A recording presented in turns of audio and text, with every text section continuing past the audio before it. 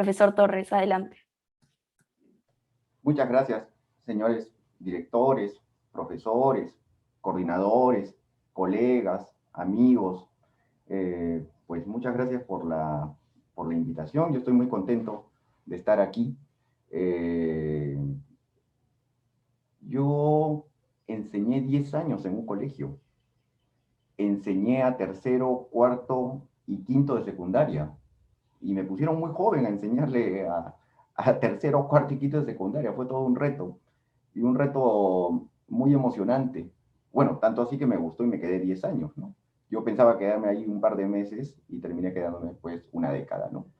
Y le debo agradecer el haber sido profesor de colegio porque me permitió acercarme a la juventud, a la temprana juventud, y poder, pues, debatir con jóvenes. Y créanme que yo aprendí mucho en esa experiencia porque discutir sobre nuestro país con la gente joven da una perspectiva diferente, ¿no? Entonces, ahora quisiera rememorar esos tiempos e imaginarme que me estoy dirigiendo a esa juventud de tercero, cuarto y quinto de secundaria y hablarles como les hablaba a ellos, ¿no? Y tal vez ya no con la formalidad, ni con la especificidad, ni con la erudición con la cual me dirijo a los estudiantes universitarios que les enseño, ¿no? Eh, entonces, yo me acuerdo que cuando iniciaba mis cursos de historia en el colegio, yo siempre les planteaba en la primera clase a mis alumnos sobre el Perú como problema. Claro, ahí estoy obviamente rememorando a Jorge Basadre, ¿no? Que decía que el Perú es un problema, ¿no? Y sí, pues, el Perú es un problema. Creo que todos están de acuerdo conmigo en que nuestra realidad es problemática, ¿no? La pandemia ha demostrado el problema en el que estamos, en desigualdades, inequidades, injusticias. Antes de la pandemia, pues yo usaba transporte público y quien se quedaba pues atracado en el tráfico de la Javier Prado con Orrantia o en un atolladero en cualquier avenida, pues entendía que el Perú era un problema. Al que le robaron el celular, pues entendió al Perú como problema. El que pues fue a salud a atenderse médicamente, pues entendió que el Perú es un problema. Cuando se ven los índices de corrupción, pues entendió que el Perú es un problema, ¿no? Pero antes era más negativo, pero ahora, ya con el tiempo, matizaría esa afirmación tan contundente y recordaría que los problemas son bidimensionales, es decir, los problemas pueden ser desgracias, como las que acabo de mencionar, pero también verdaderas aventuras. Es decir, ¿qué sería la vida sin problemas? ¿Qué sería nuestras existencias de forma tan rutinaria y monótona que no hayan retos ni problemas, ¿no? Hay países que son así, ¿no? Mis alumnos no me creen, ¿no? Hay países, pues, como Dinamarca, Suecia, donde, pues, la felicidad parece concretada, ¿no? Uno cuando tiene un hijo le dan 8.000 euros, si uno se queda desempleado el Estado lo mantiene 2 años, uno puede acceder a las mejores universidades sin necesidad de los exámenes de ingreso que aquí son tan pesados, eh, sueldos altísimos, seguridad social, vacaciones inamovibles. Entonces alguien diría, ¿por qué la gente se deprimiría en esos sitios? ¿No? Porque parece que hay altas tasas de depresión. Y yo creo que el asunto tiene que ver porque pues, no hay retos, ¿no? Acá, en cambio, el Perú es un problema permanente. Y como es un problema permanente, pues no tenemos tiempo para pensar mucho en la depresión, ¿no? Entonces estamos entre esa idea del problema como desgracia y el problema como aventura. Y cuando vemos al Perú como aventura, pues estoy hablando de lo mejor que puede tener el Perú, ¿no? Entonces eso creo que a veces es algo que nos falta mucho ahora, ¿no? Hablar de lo positivo que puede tener el Perú, porque cuando a mis alumnos les pregunto, ¿y qué es lo positivo que tiene el Perú? Me dicen los paisajes. O sea, sí, los paisajes son bonitos, y puedo mencionar varios, pero los paisajes pues son eso, ¿no? Paisajes, ahí no hay interacción, ahí solamente hay una relación casi animista, ¿no? Con la naturaleza, las montañas, los ríos, las quebradas, ¿no? O ya pues necesitan la gastronomía, ¿no? Eh, y así se les hace más, hemos vivido muy deprimidos, ¿no? En cuanto a solamente ver lo negativo, y nos cuesta mucho ver lo positivo, ¿no?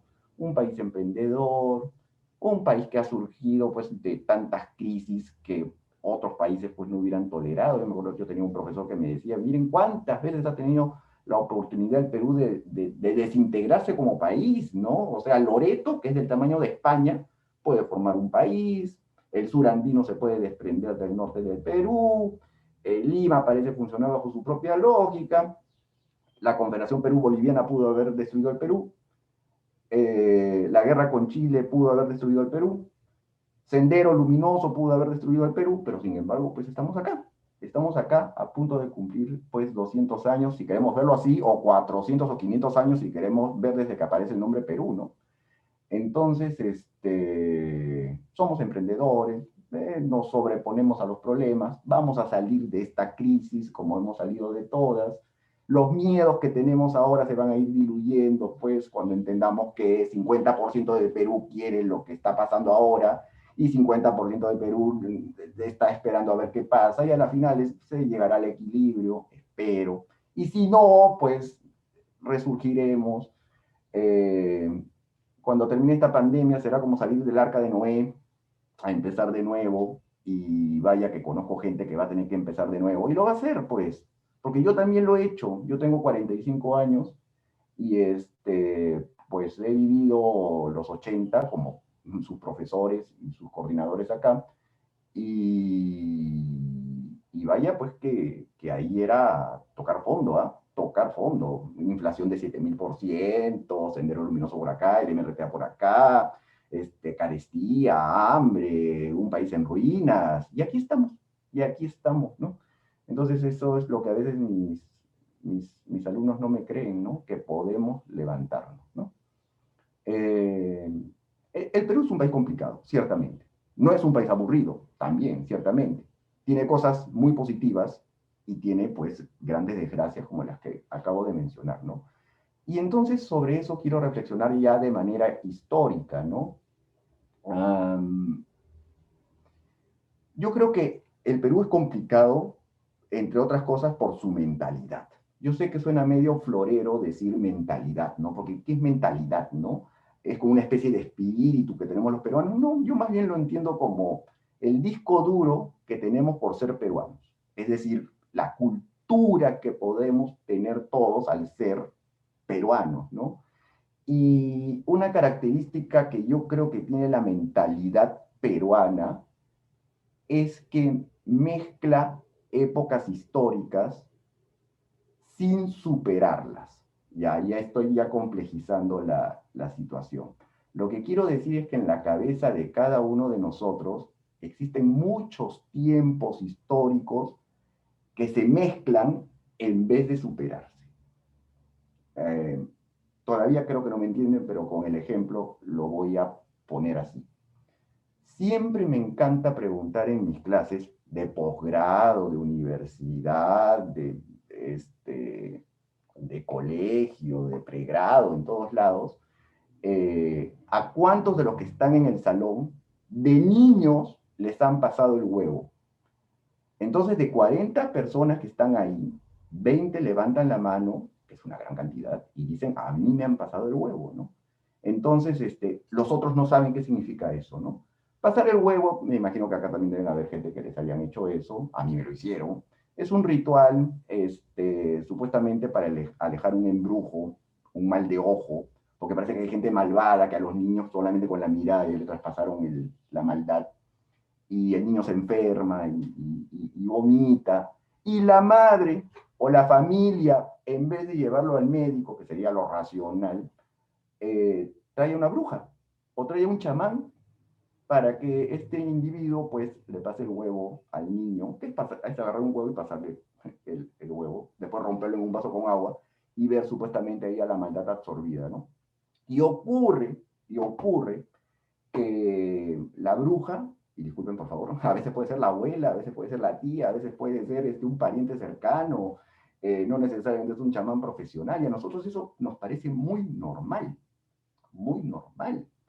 Y es algo irracional, ¿no?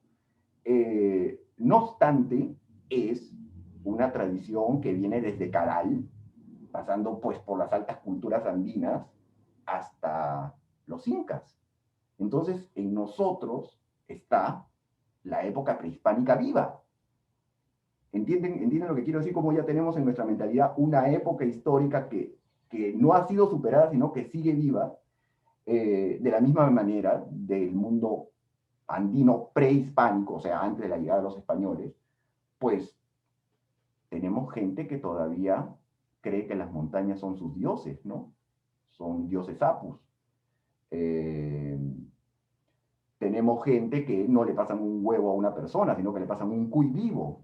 El ritual del cuy es lo mismo que pasar el huevo, pero solamente con un cuy. Después el brujo le rompe el cuello al cuy, lo abre, y ahí se supone que se ve la maldad. Otra cosa que hacía la gente del mundo andino prehispánico, ¿no?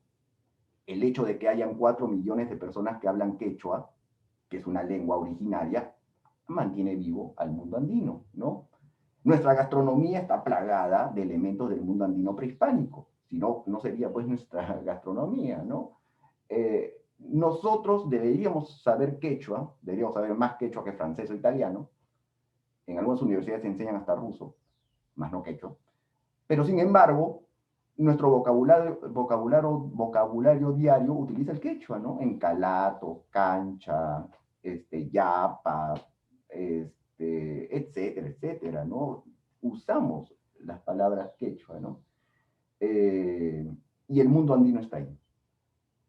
Lo que pasa es que pueden haber épocas históricas y tradiciones que sobrevivan que pueden ser ricas e inofensivas, pero algunas pueden ser una verdadera carga y puede ser un verdadero, pues, lastre para avanzar, ¿no? Para avanzar. Entonces, por ejemplo, alguien dirá, bueno, pues somos un país multicultural y rico, ¿no? Entonces, que le pasen el huevo, pues, a un niño para curarlo, está muy bien, ¿no? Es una tradición. Sí, pues, pero a ver si alguien quiere curar un cáncer con una pasada de huevo, ¿no? Entonces ahí la situación se puede poner complicada, ¿no? O lo que suele ocurrir, ¿no? Porque también esa es una cuestión que pasa en los países multiculturales, que venga una minera y quiera pues extraer el oro de un cerro y la comunidad campesina diga, no, pues porque el cerro es mi Dios, ¿no? Entonces alguien diría, pero ¿cómo pueden seguir pensando eso, ¿no? Que un cerro es un Dios. Bueno, pasa, ¿no? Pasa. Entonces tenemos pues del mundo andino, tenemos de los Caral, tenemos de los Nazca, tenemos de los Chavín, tenemos de los Incas, y si cuando vengan la parte de las preguntas me quieren preguntar, ¿y qué tenemos de todos ellos? ¿Qué más tenemos? Les puedo decir qué más tenemos, ¿no? Luego la segunda época que está en nosotros, en nuestra mente, conviviendo con la primera, es la del virreinato. Es decir, en nosotros sigue vivo el siglo XVI, XVII, XVIII, muy vivo, ¿no? O sea, cuando digo del virreinato, estoy hablando del sistema político, de gobierno, visión social que predominó en el Perú desde que este sitio pues, fue conquistado por Pizarro, siglo XVI, XVII, XVIII. Ustedes dirán, pero ¿qué costumbres podemos tener nosotros los peruanos del 2021 de los virreyes o del siglo XVI, XVII, XVIII, lo que los historiadores hemos llamado el antiguo régimen? Pues bastante. Eh, acá en los colegios una cosa que suele ocurriendo, sigue ocurriendo, no sé si seguirá ocurriendo entre ustedes, es por ejemplo pues encontrar a sus compañeros, yo tenía que estar corrigiendo eso cada rato, ¿no? Diciéndole a su otro compañero, oye negro, vamos a jugar fútbol el día viernes, ¿no? Entonces decir negro ya nos está llevando a una época donde existían los negros, que es el siglo XVI, XVII, XVIII, pues. Entonces, al decir eso, estamos retrocediendo al virreinato, ¿no? En un momento, cuando se creían que existían razas, ya sabemos que no hay razas, En un momento cuando se entendía que había gente negra, no hay gente negra, o sea, nadie puede ser negro, en un momento cuando también se entendía que el negro, por ser negro, estaba en una situación de esclavitud, ¿no? Entonces, cuando uno, en un afán de cariño o de confianza, le dice al otro, oye, negro, vamos a jugar, nos está saliendo el virreinato, porque eso es inadmisible en cualquier otra parte del mundo, ¿no? La modernidad lo prohíbe categóricamente por racista, por discriminador y por un recordatorio, pues, de una situación de subordinación cruel en el pasado, ¿no? Y los ejemplos podemos multiplicarlos, ¿no? Porque ¿qué más teníamos nosotros del virreinato? Pues podríamos decir la economía peruana, ¿no? Es una economía preindustrial, extractiva, basada en recursos primarios, entonces es la misma economía. Y queremos nosotros ser capitalistas, ya ve cómo se van mezclando las épocas, pero el rentismo ese afán por acumular solamente, por ir a lo primario, nos retiene pues en el pasado, ¿no? Disculpen si toco esto como algo muy sensible, pero también la mezcla de religión con política es una herencia virreinal, ¿no? O sea, yo no tengo ningún problema, acá hay libertad de religión y las personas pueden tener su credo. El asunto es cuando el Estado y la política asume para sí el credo, ¿no? Y la religión, en este caso el catolicismo, ¿no? Entonces, todavía me sigue sorprendiendo, es una cosa que me imagino puede generar una polémica. No entiendo todavía por qué en las mesas de los jueces hay un crucifijo. ¿Por qué los jueces del Poder Judicial del Perú tienen un crucifijo? Eh, no habría razón para ello.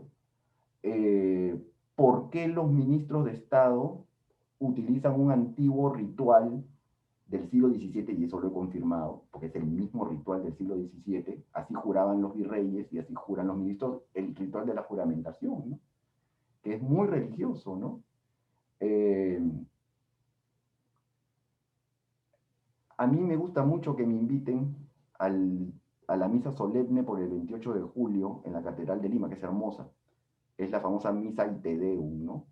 Es una misa mágica, maravillosa, porque realmente es bonita por la música, por el ritual, y el momento increíble, así que yo lo respeto mucho, por eso voy, y me gusta mucho, y también me gusta debatirlo mucho, es el momento de la consagración, porque ahí, al momento de la consagración, no tengo que decirles, ¿no?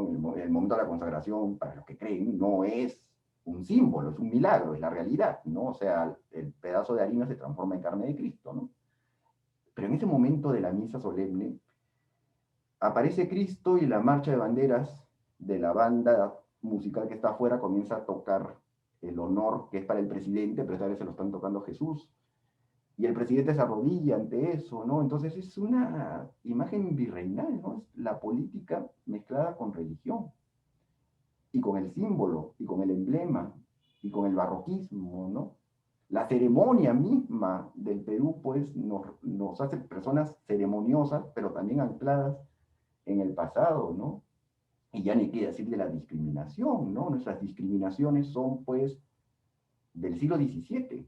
Es decir, este apellido me suena a que es de la gentita, que es el término que se usa, ¿no? Eduardo Torres no me suena a nada. No, pues no me suena a nada. Pero si yo digo, es que no quiero decir un apellido, pero si yo digo Eduardo tal y tal, Eduardo tal y de la, oh, él debe ser pues de las grandes familias del Perú. Entonces ahí pues hay una sobrevivencia de esa sociedad estamental, ¿no? Que dice que lo que manda es el nacimiento y la sangre, ¿no? Y el privilegio y el apellido, ¿no? Más que el mérito y el currículum, ¿no? Entonces, si alguno de ustedes está acá y necesita hacer una tesis, ¿por qué no hacen una tesis sobre qué significa ser pituco en el Perú? Nadie ha hecho un libro sobre lo que significa. Sabemos lo que significa pituco, mas nadie ha hecho un análisis de lo que significa la palabra pituco, ¿no? y van a descubrir que ahí no manda el dinero, pues. En la definición y categoría de Pituco manda pues una antigua estructura virreinal en donde el prestigio y el apellido y la sangre es lo que predomina, ¿no? Nuestras discriminaciones, ya lo he dicho, vienen de ahí, ¿no? Que no son de clase. O sea, acá no hay una, ¿cómo se llama? Una discriminación por clase, porque la clase se basa en el dinero. Hay clase A, B, C, D, E. Es una cuestión matemática, se basan en dinero, en ingresos económicos. Acá la discriminación es por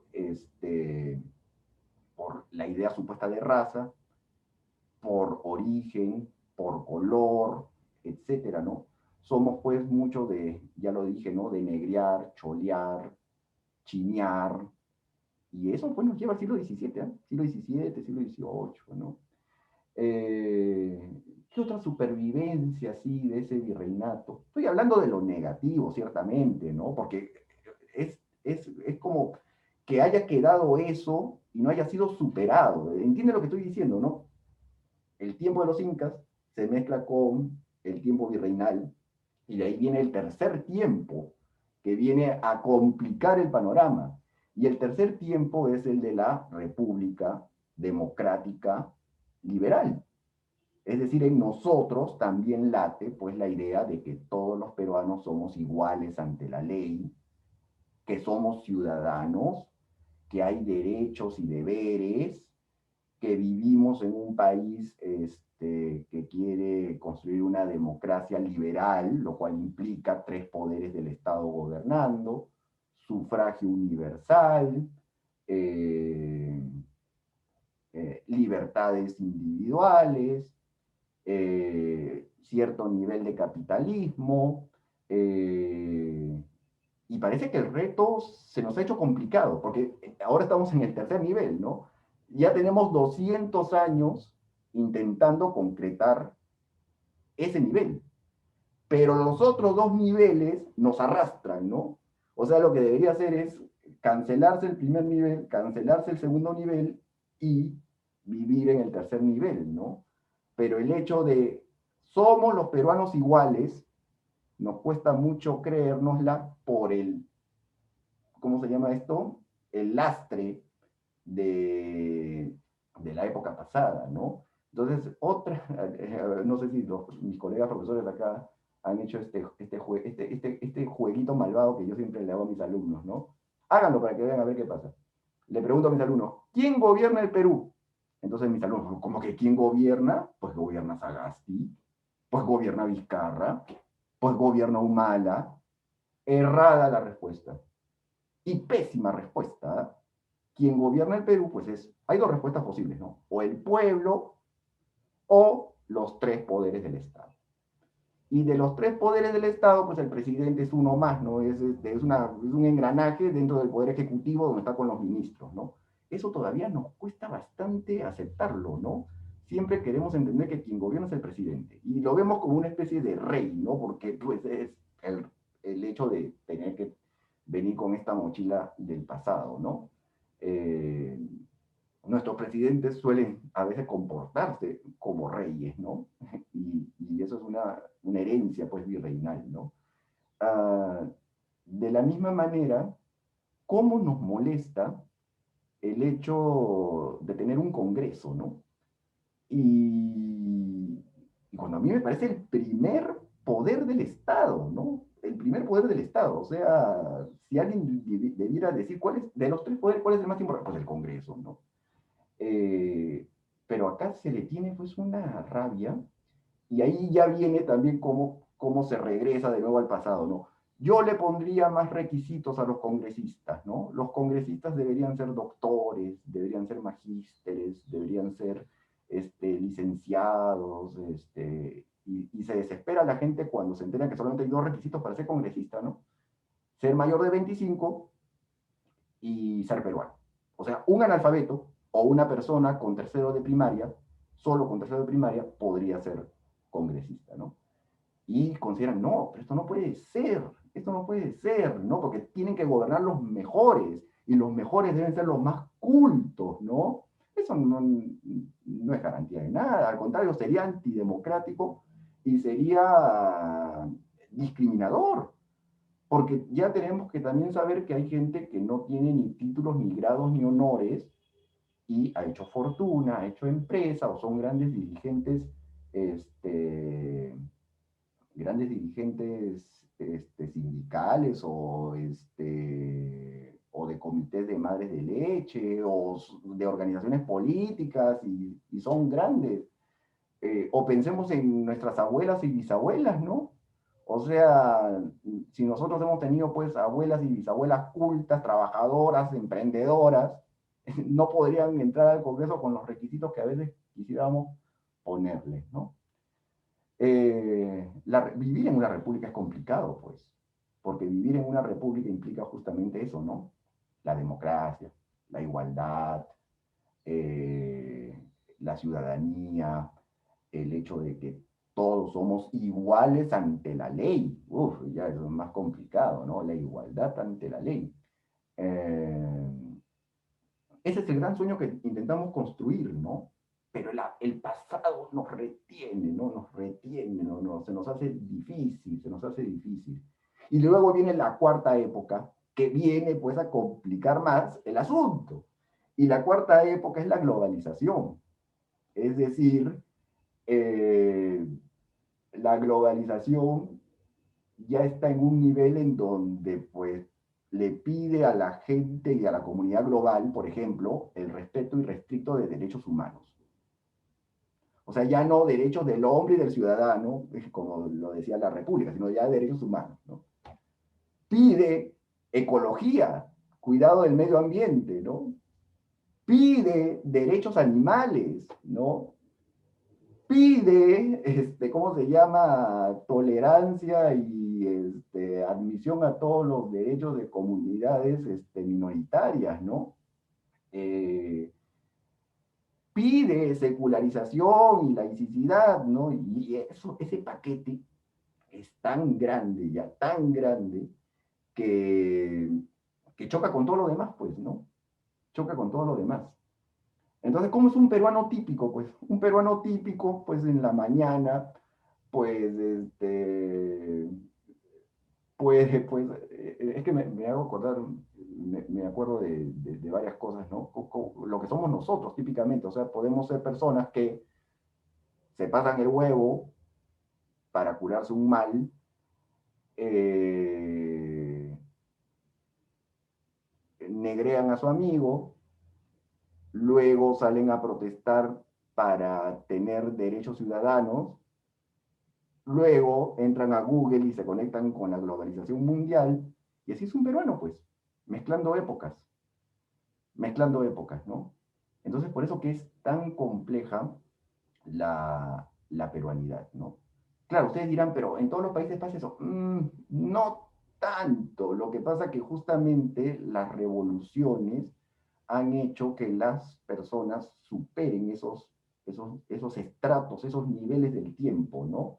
Y se hayan quedado con tradiciones que son inocuas, inofensivas y hasta enriquecen la vida, ¿no? O sea, por su antigüedad y porque en verdad pues no son dañinas, ¿no? Eh, pero el Perú pues no ha tenido revoluciones tan profundas que hayan pues hecho que las épocas fueran superadas, ¿no?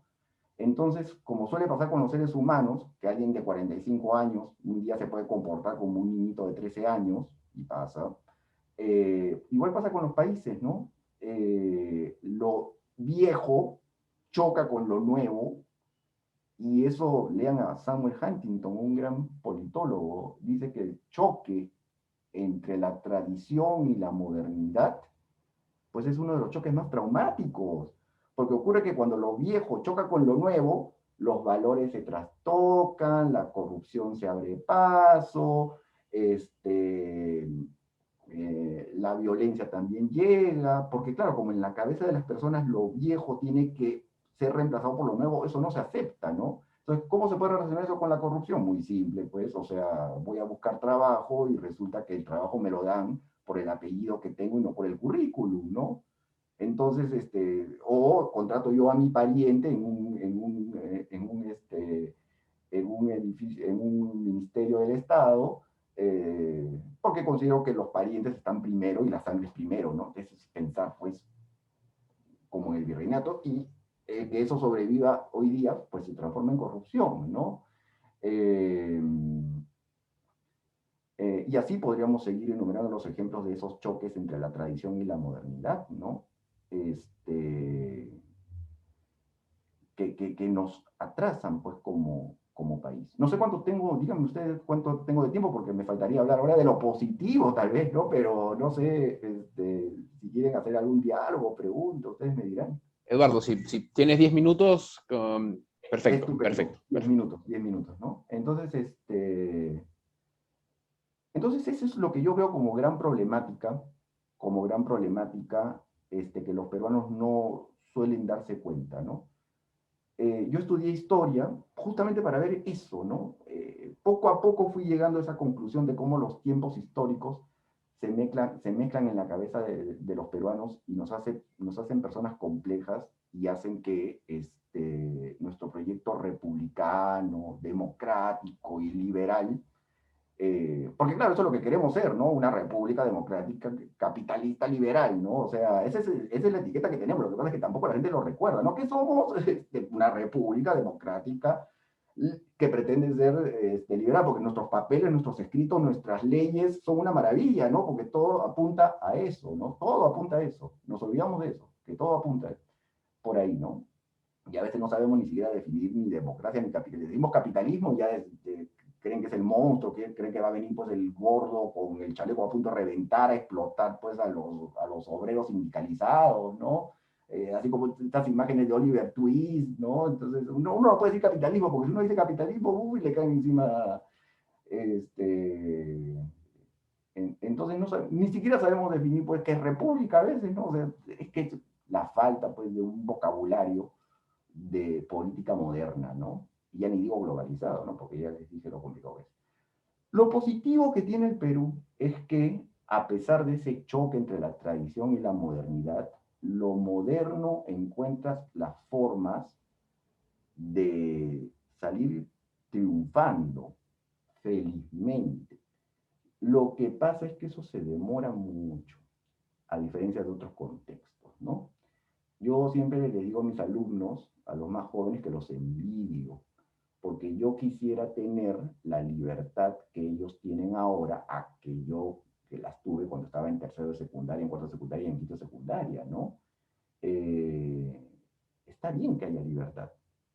Está bien que los jóvenes ahora pues no tengan tantos prejuicios ni tantas restricciones ni una sociedad que los ahogue, como pasaba pues con los jóvenes de la época de Mario Vargas Llosa o con lo que pasaba con los jóvenes de la época pues de quién, de Martín Adán, de Abraham Valdelomar, que sus niñeces fueron pues totalmente parametradas, ¿no? Yo quisiera, yo como la mía, ¿no? Como la mía, pues, donde mandaba, pues, el patriarcado, la homofobia, el conservadurismo más ojival, el temor, la educación rígida, eso yo creo que ha cambiado. Eso yo creo que ha cambiado. Otra de las grandes cosas que me impresiona, y felizmente que pase, es que ha aumentado la capacidad de indignación, y eso me alegra mucho. La capacidad de indignación de la gente ya no es como en mi época o como en la época de mis abuelos, ¿no? En donde el dictador podía hacer lo que quería. ¿Quién le iba a decir a Odría que se podría ir a la cárcel? Nadie. Ahora nosotros podemos indignarnos más con nuestros gobernantes, ¿no? Este, y no solamente eso, indignarnos por actitudes racistas, indignarnos por actitudes homofóbicas, indignarnos por actitudes discriminatorias. Somos más de protestar, ¿no? Eh, otra de las cosas triunfantes de esta libertad republicana, democrática, que se abre paso poco a poco, pues es la revolución femenina en el Perú, que ha sido muy lenta, pero por lo menos va avanzando, ¿no? Me alegra mucho ver, pues, que la mayoría de la población universitaria sea femenina. Me ha fascinado tener la mayoría de veces jefas y no jefes. Prefiero que mis jefes sean jefas a que sean jefes. Este, leyes ya que tienen que ver con feminicidio, aunque muchos critican eso, ¿no? Yo no, porque es una realidad. O de equidad, ¿no? De paridad, es lo que se llama.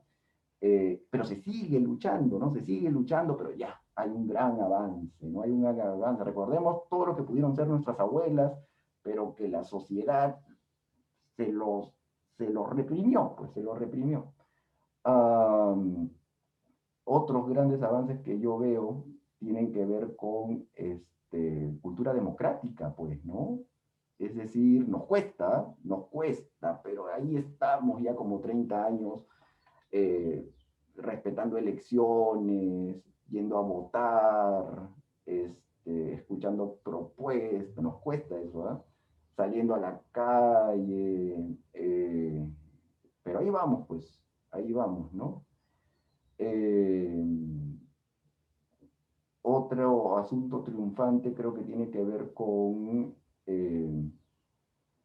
mayor compenetración entre nuestras formas de pensar, ¿no? Eso que se busca de que haya pues una interculturalidad, mal que bien, también es algo que se está dando, ¿no? Que se está dando. Eh, la pandemia nos ha vuelto a poner pues un gran reto, ¿no? Pero pues nada, hemos pasado por esto tantas veces que, como les dije, ya vendrá el tiempo en que se tenga que salir del arca de Noé. Y ahí lo que me puede asustar un poco es que tras crisis como esta salgan extremismos o que lo ganado retroceda, ¿no? Pero yo soy más optimista en ese sentido y me pongo en ese sentido hegeliano, ¿no? Cuando el espíritu y la libertad pues ya ha hecho sus reales en alguna comunidad, ya no hay marcha atrás, ¿no? Entonces eso es lo que espero para el Perú en este bicentenario, ser cada día más libres. Para lograr eso del somos libres, seámoslo pues siempre. Gracias. Muchas gracias, Eduardo, por tu participación. Te quería hacer una pregunta, ya voy a abusar de tu presencia, No, porque claro que lo mencionaste y es muy interesante lo que decías de todos los mundos que conviven. Mi esposa es médico y a mis 3 hijos les han pasado el huevo 800 millones de veces. Y como una mujer que es totalmente racional, científica, todo que sabe, dice, ¿cómo hay esas cosas, no? Como dices, conviven nosotros estos mundos de una manera muy compleja, pero justo eso iba mi pregunta. Esto de la gran diversidad, que siempre decimos los peruanos, la gran diversidad cultural, ¿es bueno? O sea, ¿es algo positivo? O al revés, es una traba que nos evita unirnos? Yo sé que no hay una no, respuesta. No, no sé no, si hay una respuesta de 2 minutos, pero. no, creo que sí es una muy buena pregunta y que es totalmente, o sea, es un reto. Porque no podemos decir es positiva y negativa totalmente, ¿no? Porque no es así, pues. La respuesta es un reto, es lo que es. El Perú es multicultural. Claro, lo hemos vendido nosotros como pues nuestra cosa más bella, ¿no? Somos el país de todo el crisol de razas, de todas las culturas. Ay, sí, pero ahí miren todos los problemas que trae eso, ¿no? Eh, lo que pasa es que los sociólogos han hablado que las democracias intentan varios modelos, ¿no? Está el modelo asimilacionista, es decir, la cultura dominante trata de que las demás se asimilen a la dominante, que es lo que suele ser el Perú, ¿no? Asimilacionista, ¿no? El otro modelo es el agregacionista, como es Canadá, ¿no? Están las culturas diferentes ahí, todas se llevan muy bien, se respetan muy bien, pero no se mezclan, ¿no? Está el segregacionismo, que ya pues eso pasaba en Sudáfrica o en una que otras leyes estadounidenses ya hace tiempo. El Perú no es segregacionista, ¿no? el Perú tampoco es agregacionista, el Perú es asimilacionista, pero debería intentar ser integracionista, ¿no? Integracionista es ya ser intercultural, ¿no? Es decir, ser intercultural es, pues, respetar muchas expresiones culturales que a veces pueden ser contradictorias, ¿no? Con la misma democracia, ¿no? Eh, por ejemplo, pues el gran debate que hay en Francia, ¿no? O sea, se debía permitir a las mujeres talibanas salir con la burka a la calle o se violaba sus derechos, ¿no? Entonces, todo un debate, ¿no? Porque se respeta la cultura y la diversidad cultural en una democracia o se tiene Entonces, el Perú está en ese reto, ¿no? Eh, lo que pasa que también es insalvable un mestizaje cultural. Es insalvable y ha ocurrido desde 1532, ¿no? Tanto así que yo, por ejemplo, soy un gran estudioso porque soy afanoso, no porque sea grande, ¿no? Soy un gran estudioso de la música, eh, y resulta que ya nadie podría decir que hay música peruana, pues, porque un huayno tiene más de Europa que de los incas. Estoy casi seguro que no tiene nada de los incas. Acabo de escuchar una ponencia que demuestra que el yarabí tiene más de monjes franciscanos que de Atahualpa llorando. No. Entonces, hemos estado compartiendo cultura siempre y tenemos varios procesos integradores en ese sentido, ¿no? A nivel de estética, a nivel de arte, a nivel de culinaria. Nos falta en otros ramos, pero eso hace de la vida también rica, pues, ¿no? Compleja, pero rica, ¿no? Eduardo, te quiero agradecer mucho por tu presencia en este conversatorio de verdad, por tu tiempo y creo que nos ha dado una luz, ¿no? De cómo entender este país tan complejo y justo lo que has estado hablando de estos tiempos del Perú va a pegar muy bien con estas 4 etapas que estamos viendo en el conversatorio. Día vamos a ver la independencia y la próxima semana vemos pues el centenario, el bicentenario y el Perú del futuro. En Ah, verdad te lo quiero agradecer mucho y, y de parte de los colegios Villacaris y San Pedro, en verdad te quiero agradecer tu presencia. gracias. Bueno, Gracias. muy feliz de estar. Hasta luego, que les vaya Hasta muy luego, bien. gracias.